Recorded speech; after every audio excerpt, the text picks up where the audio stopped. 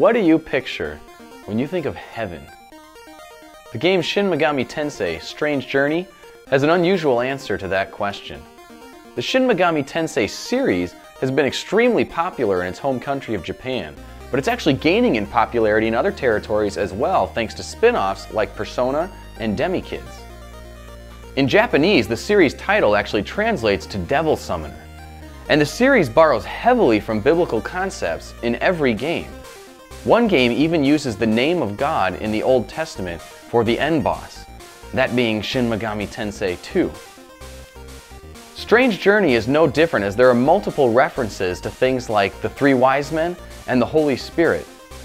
None of these really match up to their biblical counterparts, but the use of the terms and names gives a strange biblical coding to a game that it really isn't concerned about being biblical at all. Like many games, your main goal is to save the world. Unlike many games, Strange Journey lets you do so by following one of three paths. Chaos, in which you help the demons take over and only the strong survive. Neutral, in which humans take over and try to balance their morality and corruption. And Law, in which God takes over and removes all corruption. Making moral choices and following the lead of God and His angels leads you to the Law ending. You would think that's a good thing, but actually most gamers who achieve this ending find themselves dissatisfied and even disturbed. Check it out and you might understand why.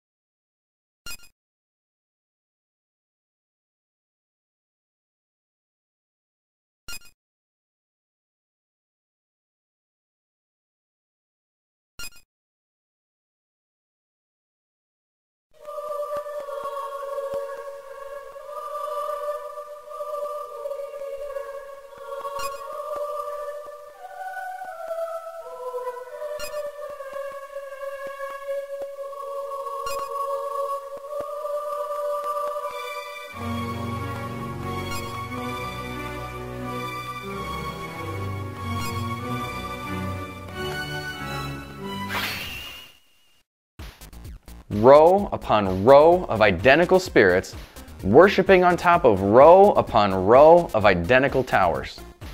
As the game describes it, all the world has become one immense harmonious spirit. They lose their identity and their freedom, not to mention that statue in the middle is not God at all, but a hypocritical angel named Zelenin. It's like something out of the Twilight Zone.